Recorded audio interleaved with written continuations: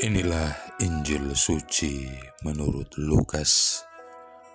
Pada suatu ketika, selesai mengajar, Yesus diundang seorang Farisi untuk makan di rumahnya. Maka masuklah Yesus ke rumah itu, lalu duduk makan. Tetapi orang Farisi itu heran melihat Yesus tidak mencuci tangan sebelum makan. Lalu Tuhan berkata kepadanya, "Hai orang-orang Farisi, kalian membersihkan cawan dan pinggan bagian luar, tetapi bagian dalam dirimu penuh rampasan dan kejahatan. Hai orang-orang bodoh, bukankah yang menjadikan bagian luar, dialah juga yang menjadikan bagian dalam? Maka berikanlah isinya sebagai sedekah, dan semuanya akan menjadi bersih bagimu." Demikianlah sabda Tuhan. Saudara-saudari yang terkasih, Alkisah ada sebuah kerajaan yang dipimpin oleh seorang raja yang lalim. Raja beserta permaisuri dan keluarganya tinggal di dalam sebuah istana kerajaan yang sangat indah dengan berbagai kelimpahan isinya. Sedangkan rakyat dari kerajaan tersebut hampir keseluruhannya hidup dalam keterbatasan, dan hampir dari keseluruhan penghasilan mereka harus disetor kepada sang raja sebagai upeti. Pada suatu ketika sang raja digerakkan oleh suara hatinya untuk mengetahui keadaan yang sebenarnya tentang keberadaan rakyat yang dipimpinnya. Raja kemudian berpakaian ala rakyat kebanyakan, pergi ke tengah-tengah sebuah dusun yang keadaannya begitu memprihatinkan, serta bertanya-tanya kepada beberapa orang yang ditemuinya. Betapa terkejutnya sang raja ketika mengetahui semua rakyatnya berkata bahwa sang raja adalah seorang raja yang hanya mengutamakan penampilan fisiknya, berpakaian mewah, berfoya-foya dalam istana, hidup dalam kelimpahan, sedangkan hatinya tidak memiliki sedikit pun rasa belas kasihan. Raja adalah seorang pemimpin yang lalim. Sesampainya raja ke dalam istana kerajaannya, maka dipanggilnyalah seluruh aparatnya. Mereka diperintahkan untuk segera membangun seluruh daerah kekuasaan kerajaannya dan membagikan sandang pangan yang menjadi kebutuhan rakyatnya. Saudara-saudari yang terkasih, banyak dari kita memiliki kecenderungan lebih mengutamakan penampilan luar, cenderung untuk membuat penampilan kita bagus. Raut wajah kelihatan manis, kata-kata yang keluar dari mulut begitu baik dan sopan ketika berhadapan dengan orang lain. Namun, kesemuanya itu hanya untuk menutupi segala rencana jahat yang telah diatur. Terkadang juga kita cenderung untuk berpenampilan bagus dengan mengenakan pakaian yang mahal dan indah, mobil bermerek dan tergolong mahal, belum lagi handphone yang up to date agar dipandang sebagai orang berada, orang mampu, orang kaya, tidak ketinggalan zaman, dan seterusnya. Ada juga yang kelihatannya berbuat baik, rajin beramal, dan suka memberi, namun seringkali tidak berlaku adil terhadap sanak keluarga maupun kepada orang lain di sekitarnya. Saudara-saudari yang terkasih, pada bacaan hari ini Yesus menekankan bahwa bagian yang terpenting dalam diri kita adalah hati kita, karena semua perbuatan yang baik pasti awalnya berasal dari hati yang baik dan bersih. Kamu orang-orang Farisi, kamu membersihkan bagian luar dari cawan dan pinggan, tetapi bagian dalammu penuh rampasan dan kejahatan. Hai orang-orang bodoh, bukankah Dia yang menjadikan bagian luar, Dia juga yang menjadikan bagian dalam? Akan tetapi, berikanlah isinya sebagai sedekah, dan sesungguhnya semuanya akan menjadi bersih bagimu. Bagian yang terpenting dari setiap sabda Yesus selalu dimulai dari dalam diri kita sendiri. Roh Kudus yang bersemayam dalam hati kita semestinya selalu memberikan masukan kepada kita segala hal tentang kebaikan, tentang kebenaran. Tetapi, bagaimana kita menanggapi setiap suara dari Roh Kudus, itulah yang terpenting dalam perjalanan hidup kita semua. Apakah kita membiarkan Roh Kudus meraja di dalam hidup kita? Ataukah kita selalu membuat Roh Kudus di dalam hati kita sedih dan berduka cita karena kita selalu menolak bisikan dan bimbingannya?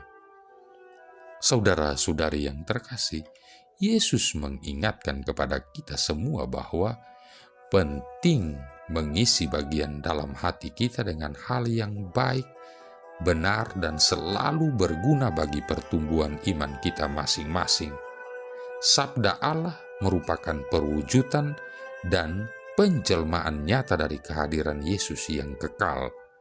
Melalui sabdanya, Yesus hadir dalam keseharian kita, selalu mendengarkan, menghayati, dan mengamalkan setiap sabdanya akan menjadikan hidup kita sepenuhnya menjadi saksi hidup akan kehadiran Yesus yang sejati bagi sesama.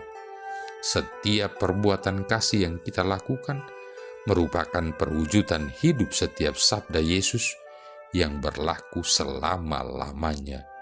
Dengan demikian, sebagaimana pesan Injil hari ini, kita diharapkan menjadikan diri kita perwujudan iman Katolik yang sejati dalam keseharian kita, karena iman yang sejati adalah iman dengan perbuatan.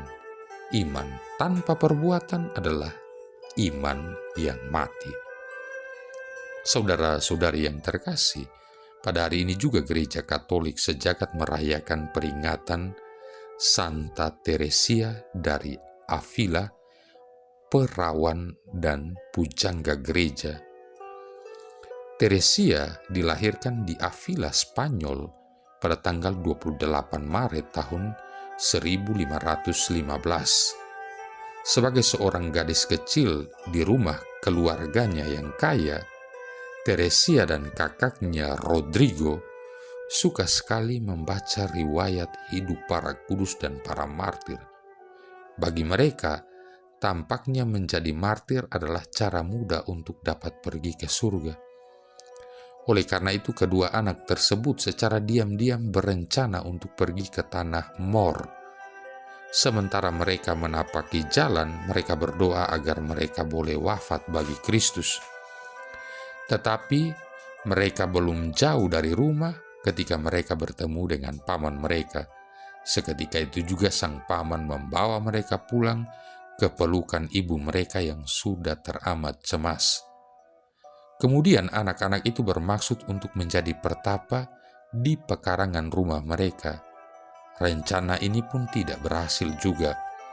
Mereka tidak dapat mengumpulkan cukup banyak batu untuk membangun gubuk mereka. Santa Teresia sendirilah yang menulis kisah masa kecilnya yang menggelikan itu. Namun demikian, ketika Teresia tumbuh menjadi seorang gadis remaja, ia berubah. Ia banyak membaca buku-buku novel dan kisah-kisah roman picisan hingga ia tidak punya banyak waktu lagi untuk berdoa. Ia lebih banyak memikirkan cara merias serta mendandani dirinya agar tampak cantik. Tetapi setelah ia sembuh dari suatu penyakit yang parah, Teresia membaca sebuah buku tentang Santo Hieronymus yang hebat. Pada saat itu juga, ia bertekad untuk menjadi pengantin Kristus. Ketika menjadi seorang biarawati, amatlah susah bagi Teresia untuk berdoa. Selain itu, kesehatannya pun buruk. Ia menghabiskan waktunya setiap hari dengan mengobrol tentang hal-hal yang remeh. Suatu hari di hadapan lukisan Yesus, ia merasakan suatu kesedihan yang mendalam bahwa ia tidak lagi mencintai Tuhan. Sejak itu, ia mulai hidup hanya bagi Yesus saja, tidak peduli betapapun besarnya pengorbanan yang harus dilakukannya. Sebagai balas atas cintanya, Kristus memberikan kepada Santa Teresia karunia untuk mendengarnya berbicara kepadanya. Ia juga mulai belajar berdoa dengan cara yang mengagumkan. Santa Teresia dari Avila terkenal karena mendirikan biara-biara Karmelit yang baru. Biara-biara tersebut dipenuhi oleh para biarawati yang rindu untuk hidup kudus. Mereka banyak berkorban untuk Yesus. Teresia sendiri memberikan teladan kepada para biarawatinya. Ia berdoa dengan cinta yang menyala-nyala dan bekerja keras melakukan tugas-tugas biara. Santa Teresia adalah seorang pemimpin besar dan seorang yang sungguh-sungguh mengasihi Yesus serta gerejanya. Ia wafat pada tahun 1582 dan dinyatakan kudus oleh Paus Gregorius ke-15 pada tahun 1622. Ia digelari pujangga gereja oleh Paus Paulus ke-6 pada tahun 1970. Santa Teresia dari Avila mengajarkan bahwa kita harus memiliki kepercayaan yang besar akan kasih penyelenggaraan Tuhan bagi kita. Ia menulis bahwa seseorang yang memiliki Tuhan tidak kekurangan suatu apapun. Tuhan saja sudah cukup. Marilah berdoa. Allah Bapa yang bersemayam di istana mulia, atas dorongan Roh Kudus, Santa Teresia telah menunjukkan jalan menuju kesempurnaan kepada umat-Mu. Semoga budi kami selalu dibimbing ajarannya, dan hati kami dikobarkan keinginan akan kesucian. Dengan pengantaran Yesus Kristus Putra-Mu Tuhan kami, yang bersama dengan Dikau dalam persatuan Roh Kudus hidup dan berkuasa, satu Allah sepanjang segala masa. Tuhan memberkati kita sekalian, Bapa, Putra, dan Roh Kudus.